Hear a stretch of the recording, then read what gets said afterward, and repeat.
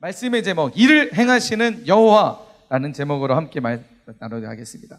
여러분, 우리가 이 땅을 살면서 정말 중요한 것이 있어요. 중요한 것이 뭐냐면 바로 만남이에요. 만남. 자, 중요한 게 뭐라고요? 만남. 여러분, 사람은 사람들과 인간과의 관계를 통해서 어떤 삶의 질과 방향이 많이 달라지게 돼요. 어떤 만남을 갖느냐, 어떤 사람을 만나느냐, 이건 정말 중요하다는 거죠. 한 사람을 잘 만나서 인생에 큰 변화를 갖는가 하면, 한 사람을 잘못 만나서 인생이 완전히 망치는 사람들이 여러분 있다라는 거예요. 그래서 만남은 정말 중요해요. 여러분, 사람은 끊임없이 사람을 만나고 교제하고 관계를 가지면서 살아갑니다. 그런데 그 관계 속에서, 그 만남 속에서 어떤 사람을 만나느냐, 내가 어떤 사람과 관계를 갖느냐가 내 인생의 중요한 결정을 한다는 겁니다. 자, 그래서 정신분석학자, 정신심리학자인 에릭슨이라는 사람이 있는데, 에릭 에릭슨이라는 사람이 있는데, 이 사람이 이런 얘기를 해요. 인간은 끊임없이 세상과 자신과의 관계를 정립해가면서 성장하는 존재이다. 자, 무슨 말이에요? 사람은 끊임없이 세상과 사람들과 또 여러 가지들과 함께 자신과의 관계를 정립하면서, 이 사람은 좋은 사람, 이 사람은 내가 조금 멀리 해야 될 사람, 내가 깊이 해야 될 사람, 이 사람은 내가 정말 가까이 해야 될 사람, 이 사람은 평생에 내가 함께 할 사람, 이런 인간과의 관계를 정립하면서 성장해가는 존재가 바로 사람이라는 거죠. 그러니까 사람은 관계, 만남을 뗄래야 뗄 수 없는 관계 속에서 살아가요. 우리는 끊임없이 사람을 만나죠? 혼자 사는 사람 있나요? 무인도에 들어가면 혼자 살겠지만, 우리가 무인도가 아닌 이상 우리는 끊임없이 사람을 만나고 다양한 사람들을 만나면서 살아간다는 것이죠. 그러면서 사람은 성장해 간다는 게 바로 이 에릭슨이라는 사람의 이야기입니다. 여러분, 특별히 여러분 청소년기, 여러분 때에는 정말 만남이 중요해요. 특별히 좋은 선생님을 만나는 거, 특별히 좋은 친구를 만나는 거, 또 좋은 교회를 만나는 거, 좋은 목사님을 만나는 거, 좋은 믿음의 친구를 만나는 거, 여러분 정말 중요합니다. 안타깝게도 많은 친구들이 잘못된 친구를 만나서 잘못된 길로 가는 경우들이 정말 많이 있어요. 연합뉴스에서 작년에 이런 뉴스가 나왔어요. 자, 소년범 처음 범죄가 평균 나이가 13.9세, 6학년이죠. 6학년에서 중학교 1학년 때 처음 범죄를 저지른다는 거예요. 소년범. 그런데 평균 나이가 13.9세인데 70%가 어떻게 범죄를 한다고요? 70%가 동네 친구와 공모를 해서, 다시 말해서 친구와 함께 나쁜 짓을 하게 됐다는 거죠. 소년범은 그냥 나쁜 짓을 넘어서 법적인 처벌을 받는 거예요. 그러니까 소년원에 들어가거나 교도소에 들어가거나. 자, 어떻게 갑자기 나왔죠, 이게요? 자, 신기하네요. 자, 소년범 첫 범죄 70%가 동네 친구, 그러니까 학교 친구도 되겠죠? 친구를 잘못 만나서 그 친구와 함께 범죄를 저질렀다는 거예요. 목사님이 말씀을 준비하면서 이 영상 하나 봤어요. 유튜브 영상에 보면 소년 범죄, 친구 범죄 치면 영상이 나오는데, 여기는 어디냐면 김천에 있는 우리나라 유일한 소년 교도소가 있어요. 대부분 잘못을 하면 소년원에 가는데, 그 잘못이 크면 교도소를 가는데, 이 소년 교도소, 김천에 우리나라 유일하게 한 곳이 있대요. 이 영상을 보면 이 교도소에 있는 이제 소년범들이죠, 범죄자들이죠. 이 친구들은 이제 이렇게 PD가 인터뷰하는 내용이 나와요. 근데 뭐라고 하냐면, 그냥 친구들과 가다가 한 영상이 그랬어요. 친구와 가다가 그날따라 돈도 없고, 그런데 가다 보니까 골목에서 담배 피는 애들이 있어가지고, 담배 피는 애들이 보는 게 조금 되게 기분 나빠서 그 친구들을 때리기 시작했다는 거예요. 그리고 자신은 돈도 없으니까 돈도 뺏었다는 거예요. 그리고 결국은 그게 강도죄로, 특수강도죄로 잡혀가게 돼서 6년 8개월 동안 감옥에 갇혀가게 되는 이 친구, 이 사람이에요. 뭐라고 하냐면, 여기 글에 나온 것처럼 처음에는 큰 잘못인가 하는 생각도 들었다. 그냥 때리고 돈 뺏는 거 이게 큰 잘못이야라고 생각을 했다는 거예요. 자기는 별로 문제의 심각성을 느끼지 못하고 친구들과 함께 그냥 했을 뿐이에요. 근데 그게 심각한 범죄였다는 사실이죠. 6년 동안 감옥에 가게. 그러니까 대부분의 이런 소년범들의 70%가 친구와 함께 범죄를 저지른 경우들이 매우 많다는 거예요. 그러니까 이 친구는 만약에 혼자였다면 이런 범죄를 하지 않았을 거예요. 그런데 친구를 잘못 만나서 만남 가운데 잘못된 친구를 만나서 결국 이런 범죄까지 가게 되고, 여러분 교도소에 6년을 보내. 대부분의 이제 이 그 유튜브 보면, 영상을 보면 이 친구들이 그런 거예요. 막막하다는 거예요. 처음에는 몰랐는데 여기 들어오고 나서 생각해 보니까 자기가 앞으로 어떻게 살아가야 될지 막막하다는 거예요. 그래서 이 교도소에 수감된 그 경찰이 뭐라고 하냐면, 대부분의 그 많은 뭐 정확한 수치는 아니지만 많은 친구들이 여기를 출소해서 나가지만 다시 들어온 경우들이 많다는 거예요. 사회에 적응하지 못해서. 여러분, 한 친구를 잘못 만나서 인생이 이렇게 망가지는 경우들이 수없이 많다는 거예요. 여러분, 특히 청소년기에 정말 친구를 잘 만나야 돼요. 좋은 친구를 만나야 돼요. 물론 친구를 잘 만나는 것도 중요하지만 내가 좋은 친구가 돼서 나쁜 길로 가는 친구를 끌어올 수 있는 그런 믿음의 사람이 돼야 될 줄 믿습니다. 아멘. 여러분, 그런가 하면요, 최근 목사님이 TVN이라는 TVN이라는 그 프로그램에서 하고 있는 이 서울 촌놈이라는 그 프로그램이 있어요. 혹시 본 친구 있나요? 본 사람 손 들어보세요. 서울 촌놈. 뭔지 알아요? 서울 사람이 이승기와 차태현이 이제 지방에 있는 연예인들, 그 지방 출신인 연예인들을 대상으로 지방에 돌아다니면서 이렇게 이제 하는 프로그램이에요. 한 번은 그 8월 9일이었나요? 8월 초에 8월 9일이었던 것 같아요. 그때 이 프로그램 중에 누가 나왔냐면 충청도 충청도 출신인 이범수라는 이 연극 배우죠. 그 사람을 이제 중심으로 충청도 지역을 이제 가는 프로그램이었어요. 근데 그 프로그램 중간에 보면 어떤 이야기가 등장하냐면, 이범수라는 이 그 배우가 이제 갑자기 제작진으로부터 친구한테 전화가 온 거예요. 중학교 때부터 친구였던 친구한테 전화 와가지고 통화를 하는 내용입니다. 그때 어떤 내용을 하게 되냐면, 이범수가 고등학교 3학년 때 자신의 진로를 놓고 심각하게 고민을 했대요. 자기는 미술을 좋아해서 미술 쪽으로 가야 될까, 자기가 어디를 가야 될까 정말 많이 고민을 했다고.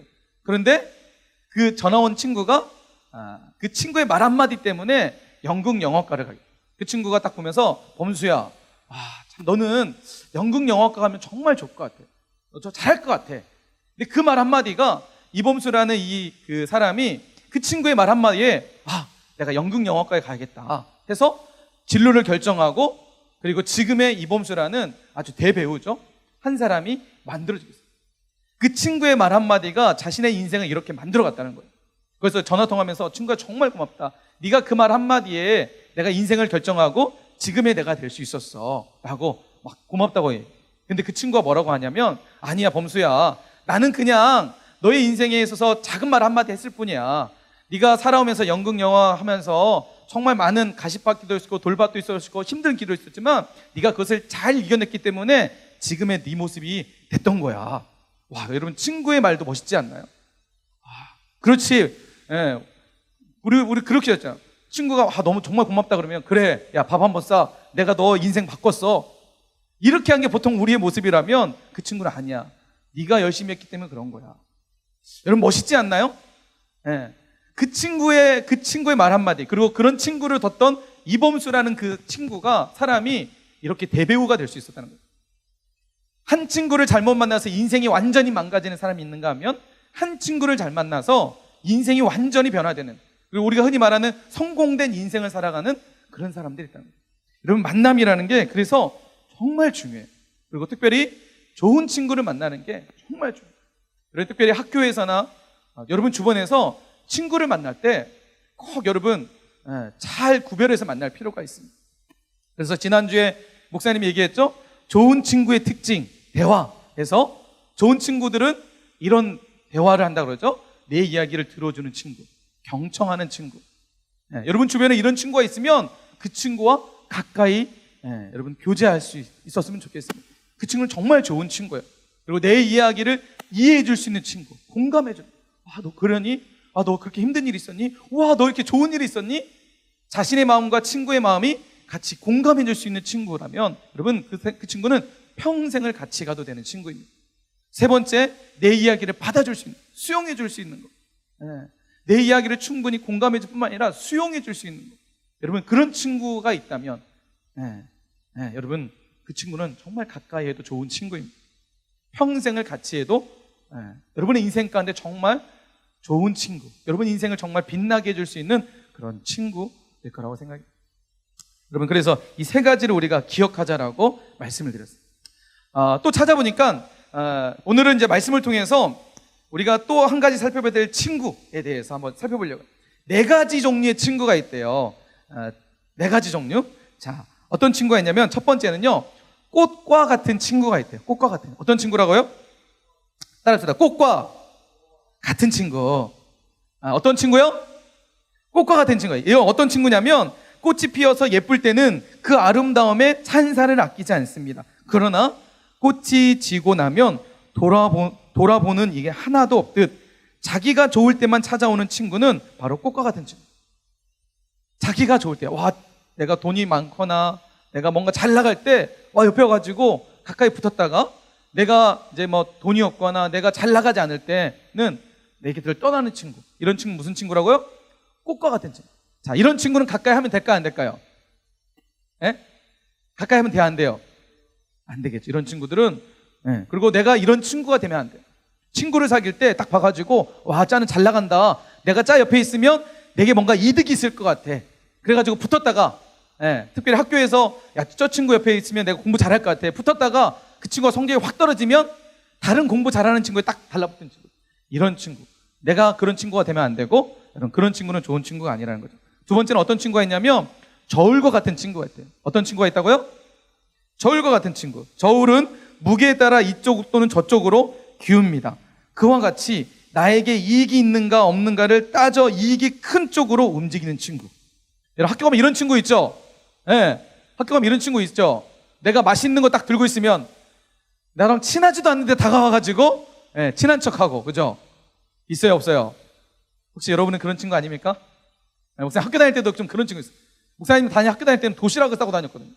점심시간만 되면 막 친구들 반찬을 막 딱 훑어요. 가지고 맛있는 친구의 반찬에 붙어가지고 같이 밥 먹자고 이렇게 하죠. 여러분, 사람은요, 하나를 보면 뭘 알 수 있어요? 열을 알 수 있어요. 그 사람의 행동 하나를 보면 그 사람의 삶이 보여요. 여러분, 그런 친구는 어떤 친구라고요? 저울과 같은 친구. 이런 친구는 가까이 가급적이면 안 하는 게 좋아요. 뿐만 아니라 내가 저울과 같은 친구가 되면 안 되겠죠. 자, 그리고 어떤 친구가 있냐면 세 번째는요, 산과 같은 친구가 있대요. 자, 어떤 친구가 있다고요? 산과 같은 친구가 있어요. 산이란 온갖 새와 짐승의 안식처이며 멀리 보거나 가까이 가거나 늘 그 자리에 반겨줍니다. 그처럼 생각만 해도 편안하고 마음이 든든한 친구가 바로 산과 같은 친구입니다. 자, 생각만 해도 편안하고 마음이 든든한 친구, 바로 그 친구가 산과 같은 친구. 그 친구만 보면 늘 그 자리에 있는, 변함이 없어요. 그 친구는 감정에 기복이 없고 성격에도 기복이 없어요. 어떤 친구는 딱 다가가면 막 약간 자기가 약간 기분 나쁠 때는 막 화내고 막 성질내다가 자기 기분 좋으면 막 웃으면서, 이런 친구 있죠. 감정의 기복이 너무 심해. 이 친구는 내가 어떻게 해야 될지 모르겠어. 어디에 장단을 맞춰도 모르겠어. 이런 친구는 산과 같은 친구예요. 산과 같은 친구는 늘 같은 마음. 내가 오면 항상 웃어주고, 내가 힘들면 나를 토닥여주고, 격려해주고. 여러분, 이런 친구는 산과 같은, 이런 친구는 늘 가까이 하고 싶은 친구겠죠. 여러분이 산과 같은 친구가 되길 주님으로 간절히 축원합니다. 아멘이세요? 친구들이 막 다가오고 오면 정말 편안한 그런 친구가 되어줄 친구들이 됐으면 좋겠습니다. 네 번째는요, 땅과 같은 친구래요. 땅과 같은 친구. 땅은요, 무생명의 싹이 틔우고 곡식을 길러내며 누구에게도 조건 없이 기쁜 마음으로 은혜를 베풀어 줍니다. 한결같은 마음으로 지지해주는 친구가 바로 땅과 같은 친구. 산과 같은이나 땅과 같은 거의 비슷한 이야기인데, 한결같은 마음으로, 그죠? 지지해주는 친구가 바로 땅과 같은 친구. 저와 여러분 모두가 산과 같은 친구, 땅과 같은 친구가 된 그런 모두가 되길 주님으로 간절히 축원합니다. 아멘이세요? 아멘. 근데 지난주 우리가 말씀을 살펴봤죠? 우리의 가장 좋은 친구가 되신 분이 누구시라고요? 바로 산과 같은 친구, 땅과 같은 친구가 누구시라고요?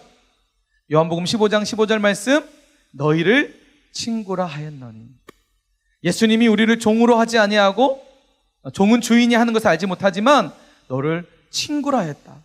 이 말은 무슨 말이에요? 내가 하는 거, 내 마음 다 너에게 이야기해 줄게. 내가 다 내 생각과 내 것을 이야기해 주고 너의 이야기를 내가 들어줄게. 나는 너에게 산과 같은 친구란다. 나는 너에게 땅과 같은 친구란다. 여러분, 예수님이 마음이 변덕스러울까요? 예수님의 성격이 좀 변덕스러울까요? 네, 그러지 않으시죠. 예수님은 산과 같이 늘 그 자리에서 우리를 맞아주시고 우리와 함께 하시고 우리를 지지해 주시고 우리의 말에 언제나 경청하시고 공감하시고 수용해 주시는 분이 바로 우리 주 예수 그리스도시라는 거 여러분 꼭 기억하시길 축원합니다. 우리가 만나야 될 사람이 있다면, 가장 먼저 만나야 될 사람이 있다면 그래서 바로 그분이 예수 그리스도이신 거예요. 예수님 한 분만 우리가 진짜 인격적으로 만나고 예수님 한 분만 내 삶 가운데 가까이 두면 여러분 우리의 인생은 성공적인 인생으로 살아가게 돼요. 세상에 수많은 사람들을 만나고 교제하고 관계를 갖지만 진짜 우리가 만나고 관계를 가져야 될 분은 바로 예수님이라는 거예요. 왜요? 예수님 한 분만 제대로 만나면 우리의 인생이 바뀌기 때문입니다. 그분은 산과 같이 땅과 같이 우리의 좋은 친구가 되시기 때문인 줄 믿습니다. 특별히 오늘 말씀해 보니까 예레미야 33장 1절부터 3절 말씀해 보니까 그런 좋은 친구 되신 예수님께서 우리에게 하시는 말씀, 뭐라고 말씀하시냐면 예레미야 33장 2절 3절 말씀해 보니까 우리의 친구 되신 예수님께서 이렇게 말씀하십니다. 일을 행하시는 여호와. 이 말은 무슨 말이에요? 예수님께서 나는 일을 하는 분이란다. 나는 일을 하는 잘한다 라고 말합니다. 예수님은 일을 행하시는 여호와. 그리고 3절 말씀에 우리에게 뭐라고 요청하시냐면 너는 내게 부르짖으라 라고 말합니다. 자, 이 말을 여러분 좀 쉽게 설명하면 예수님 우리에게 지금 뭐라고 말씀하시냐면 나는 일을 행하는 여호와야. 나는 일을 만들어서 그것을 성취하는 여호와야. 너는 내게 부르짖어. 이 말은 너 나와 함께 일하자라는 말이에요. 자, 따라서 합시다. 너 나와 함께 일하자. 하나님 우리에게 뭐라고 말씀하신다고요? 나와 함께 일하자라고 말하고 있어요. 나와 함께 나의 거룩한 일들을 같이 하자라고 말씀하고 있는 거예요. 네. 여러분, 친구 관계 속에서 좋은 친구면 내가 정말 좋아하는 일을 그 친구와 함께 나누고 싶을까요? 나누기 쉽지 않을까요? 내가 이걸 해봤는데 너무 좋은 거야. 내가 이걸 해봤는데 너무 이게 정말 표현하지 못할 정도로 너무 감격적인 거예요. 그러면 여러분, 내가 정말 가까이 있는 친구에게 소개할까요? 소개하지 않을까요? 여러분, 그런 친구에게 다가가서 이렇게 얘기하지 않을까요? 야, 내가 이거 해봤는데 너무 좋아. 너도 이거 해보지 않을래? 예를 들어서 여러분 시험 기간 가운데 시험 때 내가 이 문제 중간고사 때 이 문제집을 사가지고 풀어봤더니 진짜 중간고사 문제의 상당수가 이 문제집에서 나왔어요. 그러면 여러분 어떻게 반응하나요? 여러분에게 좋은 친구라면 여러분의 친한 친구에게 어떻게 반응할 것 같아요? 야, 내가 그 문제집 가지고 공부했는데 성적이 장난 아니야. 너도 이 문제집 가지고 풀어봐. 이렇게 소개할까요? 소개하지 않을까요? 네. 그 친구도 점수가 높아서 나를 뛰어넘을까봐 감추나요? 여러분, 그러지 않는다는 거예요. 좋은 친구는 자신이 했던 좋은 것을 함께 공유하고 나눈다는 거죠. 하나님께서 일을 행하시는 여호와, 너는 내게 부르짖으라 말씀하시는 것은 하나님께서 행하시는 그 놀라운 일을 나와 함께 하기를 원하신다는 거예요. 그래서 하나님께서 우리에게 말씀하고 있는 거죠. 특별히 여러분, 하나님은 일하실 때 하나님이 독자적으로 하나님 스스로 하나님께서 독자적으로 일을 행하시는 것이 아니라 성경을 보면 하나님은 반드시 사람을 택하셔서 사람을 세우셔서 그들과 함께 일하신다는 것을 알 수 있습니다. 우리가 잘 아는 구약시대 이스라엘의 첫 지도자였던 모세, 여러분, 애굽에서 430년 동안 종살이하고 있던 이스라엘 백성들을 하나님께서 그들의 부르짖음을 들으시고 그들을 구원하기로 작정하세요. 그리고 세웠던 사람이 바로 모세였습니다. 여러분, 하나님이 못하셔서 모세를 세우신 것이 아니라 하나님이 불을 내리시고 하나님이 물을 쏟으셔가지고 애굽 사람을 다 죽이고 이스라엘을 구원하실 수 있으셨어요. 그런데 하나님은 그렇게 하지 않으시고 모세라는 한 사람을 세우셔서 그를 통해서 이스라엘을 구원하게 하는 역사를 함께 만들어 가셨다는 거예요. 하나님은 반드시 일을 하실 때 혼자 하지 않으시고 사람을 세우신다는 거예요. 우리가 잘 아는 다윗, 골리앗을 무너뜨렸던 다윗, 이스라엘의 두 번째 왕으로 하나님께서 세우셨던 다윗 역시도 하나님께서 세우셔서 그를 이스라엘을 이끌어가는, 그리고 성경에 보면 다윗 시대의 가장 강력한 나라로 하나님께서 이스라엘을 세우셨다는 거예요. 이처럼 하나님은 혼자 일하시는 게 아니라 반드시 사람을 세워서 일하신다는 거예요. 마치 좋은 친구가 자신에게 정말 가까운 친구와 함께 무언가를 같이 성취해 나가는 것처럼 하나님도 동일하게 사람을 세워서 그들과 함께 일을 만들어 가십니다. 뿐만 아니라 우리가 잘 알고 있는 사자굴 하면 등장하는 사람이 누구죠? 사자굴. 바로 다니엘, 그죠? 다니엘. 왕의 조소에도 불구하고 하루에 3번씩 윗문에 올라가서 문을 열고 예루살렘에서 기도했던 그 다니엘. 하나님은 가장 절망적인 이스라엘 상황 속에서 이 다니엘을 세워서 당대의 최고의 나라였던 그 나라의 총리로 그를 세워주셨다는 거죠. 그리고 포로 가운데 있던 당시의 이스라엘 사람들에게 다니엘은 희망이었어요. 그렇겠죠. 지금 아수르와 바벨론을 멸망당한 이스라엘은 그곳에 포로 생활을 하고 있는 거예요. 70년 동안. 근데 그 70년 세월 동안 다니엘이라는 유대 사람, 이스라엘 사람이 있던 이 다니엘은 그 당대의 총리였다는 거예요. 그러니까 같은 민족 동포였던 이스라엘, 포로였던 이스라엘은 다니엘은 희망이었겠죠. 그죠?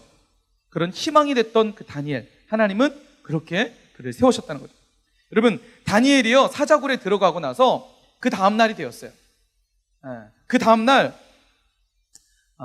그 왕이 다니엘을 너무 신임했는데 다니엘이 사자굴에 들어가서 죽었다고 생각을 했어요. 근데 신임해서 다니엘을 너무나 안타까워했어요. 그래서 날이 새자마자 왕이 달려가가지고 다니엘이 사자굴에서 살았는지 죽었는지 확인하고 다니엘을 부르기 시작합니다. 딱 보니까 다니엘이 죽었어요? 살았어요? 사자굴에서 살아있었죠. 왕이 깜짝 놀라는 거예요. 그리고 여러분, 그 왕이 했던 이야기, 다니엘서 6장 26절부터 28절 말씀에 보면 살아있는 다니엘을 보면서 당시에 이방 나라였던 왕이 이렇게 고백하고 있습니다. 다니엘의 하나님 앞에서 떨며 두려워할지니 그는 살아계시는 하나님이시오. 전혀 하나님을 알지 못하고 하나님을 믿지 않았던 이방 나라 왕이 다니엘을 통해서 이런 고백을 하고 있는 거예요. 뿐만 아니라 밑에 빗절을 보면 이 다니엘이 다리오 왕 시대와 바사 사람 고레스 왕 시대에 뭐 했다고요? 형통하였더라. 여러분, 하나님께서 일하실 때는요, 하나님만 영광 받으시는 것이 아니라 하나님은 누구를 함께 영광된 자리에 세우신다고요? 하나님이 함께 일하는 그 사람도 동일하게 영광된 자리에 세워가신다는 거예요. 오늘 말씀 에레미야 33장 1절부터 3절 말씀, 이를 행하시는 여호와 그것을 지어 성취하시는 여호와가 내게 이르노라. 너는 내게 부르짖으라 라고 하나님께서 우리에게 요청하실 때, 나와 함께 일하자라고 말씀하실 때 하나님이 그렇게 요청하시는 이유는 하나님이 그 일을 통해서 하나님이 영광 받으신다는 거예요. 뿐만 아니라 하나님만 영광 받으시는 것이 아니라 그 일에 동참하는 그 사람도 하나님이 높여주신다는 거예요. 그래서 하나님께서 나와 함께 일하자라고 말씀하고 있다라는 사실입니다. 사랑하는 우리 사랑의 교회 중등부 여러분, 하나님은 우리의 좋은 친구이십니다. 아멘이세요? 둘도 셋도 없는 나의 유일한 가장 좋은 친구가 바로 우리 주 예수 그리스도이십니다. 우리의 좋은 친구신 예수님께서 우리에게 좋은 것을 주시려고, 가장 높은 영광된 자리에 우리를 세우시려고 우리와 함께 일하자라고 말씀하고 있는 거예요. 여러분, 2013년도에 한 초등학교에서 있었던 일이에요. 2013년도에 용인에 있는 한 초등학교에 사진 하나가 올라왔어요. 여러분 이 사진이 뭔지 아세요? 2013년도가 너무 오래돼서 여러분 잘 모르겠지만 이 사진의 주인공에 대한 이야기가 그 당시에 좀 화제가 되고 뉴스화됐었어요. 내용은 이렇습니다. 한번 읽어줄게요. 6학년 2반 어린이들의 개인 장애물 달리기가 시작됐다. 운동회 때예요. 운동회 때 일어난 일이에요. 초등학교 운동회 때 운동장에서 있었던 일이에요. 자, 출발 신호와 함께 연골이 더 성장하지 않는 연골 무형 성증을 앓고 있는 김기국 군도 함께 스타트 라인에 뛰어나갔다. 또래보다 20에서 30cm가 작은 김군과 함께 4명의 친구들이 함께 레이스를 펼쳤다. 출발 몇 초도 안 돼 간격은 어김없이 벌어졌다. 순식간에 김군을 제외한 4명 모두 장애물을 넘어 결승선을 코앞에 뒀다. 그 순간 앞선 친구들이 갑자기 멈춰서더니 힘겹게 뒤따라오는 친구 기국이를 기다렸다. 아이들이 기국이가 장애물을 다 넘을 때까지 기다렸다가 손을 꼭 잡고 나란히 결승선을 걸어 들어갔다. 이 모습을 지켜보던 김군의 가족은 물론 교사와 주민들은 눈물을 흘리며 박수갈채를 보냈다. 서로의 손을 잡고 나란히 결승선을 통과한 아이들은 모두의 손에 찍힌 1등 도장을 기국에게 내보이며 이렇게 말했다. 기국아, 우리 다 1등이야. 김군의 아버지 김대열 씨는 마음이 뭉클해져서 정말 아무 말도 안 나왔다. 어린 녀석들이 어떻게 저런 생각을 했을까 싶었다. 아들이 끝까지 달릴 수 있게 손잡아줘서 고맙고 또 고마웠다라고 말했다. 알고 보니 매번 꼴등만 하는 이 학생을 위해 친구들이 준비한 깜짝 선물이었다고 한다. 사전에 선생님께 양해의 말씀까지 구했다고 한다. 사진 속 학생들은 나란히 서서 서로 손을 잡고 결승선 향해 걷고 있다. 맨 오른쪽에 서 있는 김군은 눈물을 닦는 듯 손을 얼굴에 올려놓고 있다. 여러분, 한 초등학교에서 실제적으로 있었던 그 사진입니다. 장애를 가지고 있는 그 학생, 매번 달리기를 하게 되면 꼴등을 하는 그 학생을 위해서 4명의 친구들이 이 친구에게 특별 이벤트를 한 거예요. 그리고 서로의 손에 찍힌 1등 도장을 보면서 이 기국이라는 학생은 평생 동안 한 번도 초등학교 6학년 때까지 한 번도 1등 도장을 못 받았겠죠. 그런데 자신의 손목에 찍힌 그 1등 도장을 서로 내보이면서 우리가 모두 1등이야 라고 얘기했다는 것입니다. 이 모습을 함께 만약 한 친구가 자기가 경쟁한다고 자기가 막 달려서 1등한 친구들이 있었을 거예요. 만약에 그냥 이렇게 하지 않고 달리기, 그냥 우리가 보편 생각하는 달리기 했으면 1등이 분명히 있었고 이 기국이는 항상 꼴등이었을 거예요.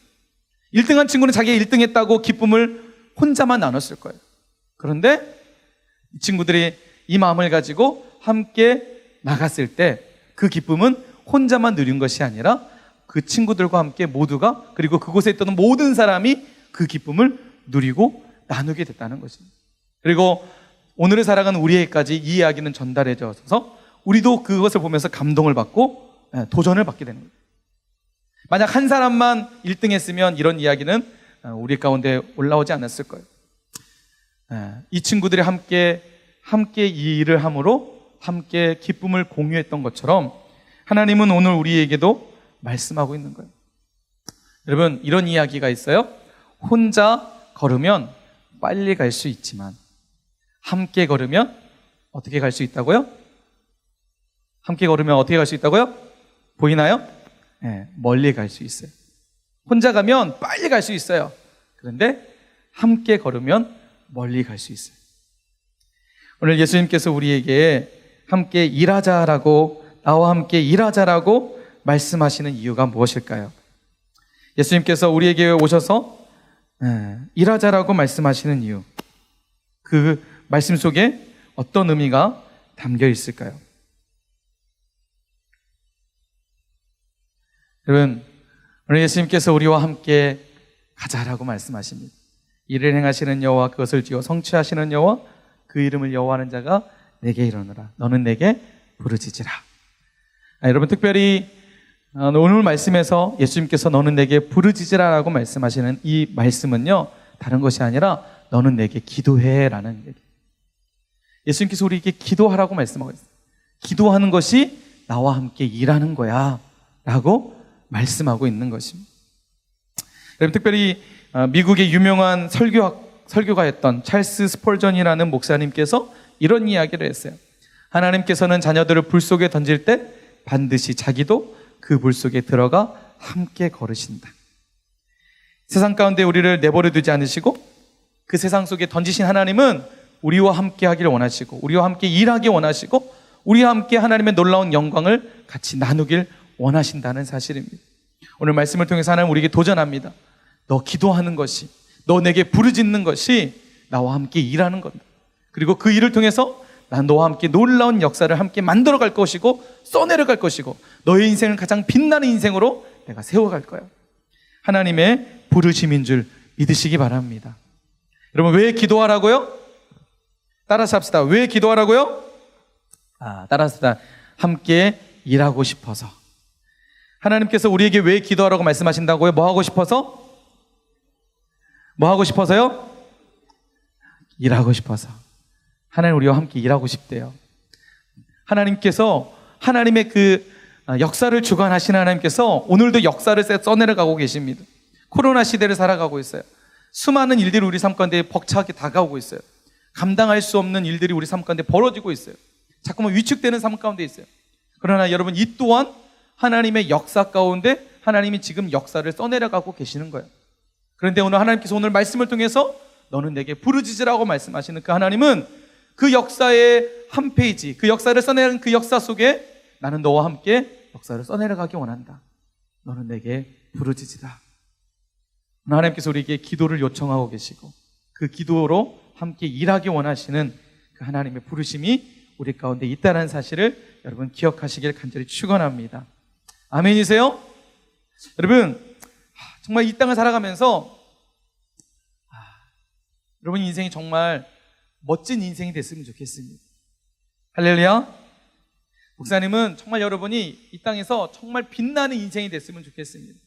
오늘 이 자리에 나와서 예배하는 우리 한 사람 한 사람 친구들, 그리고 부득이하게 집에서 가정에서 영상으로 참여하는 우리 모든 친구들은 정말 하나님께서 여러분의 인생을 강하게 붙드셔서 여러분의 인생을 이 시대 가운데, 여러분이 살아가는 이 시대 가운데에 가장 빛나는 인생, 가장 영향력을 나타낼 수 있는 인생, 성경 말씀처럼 세상이 감당할 수 없는 강력한 힘을 가진 인생으로 여러분 세워질 간절히 소망합니다.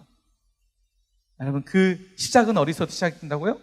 일을 행하시는 여호와, 그 일을 우리와 함께 그 일을 만들어가기 원하시는 그 하나님께서 우리에게 말씀하시는 거예요. 너는 내게 부르짖으라. 여러분 기억하십시오. 기도하는 그 사람을 통해서 하나님 이 멋진 일을 만들어가고 계신 줄 믿으시기 바랍니다. 하나님은 기도하는 그 한 사람에게 주목하셔서 기도하는 그 기도를 통해서 역사하신다는 거예요.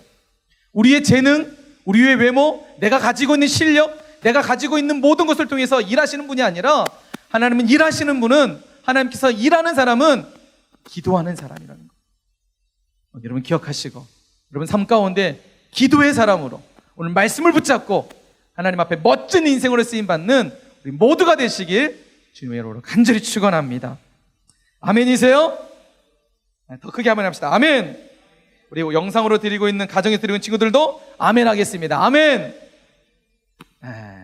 여러분 믿으시고 승리하시는 모두 되시길 주님의 이름으로 간절히 축원합니다.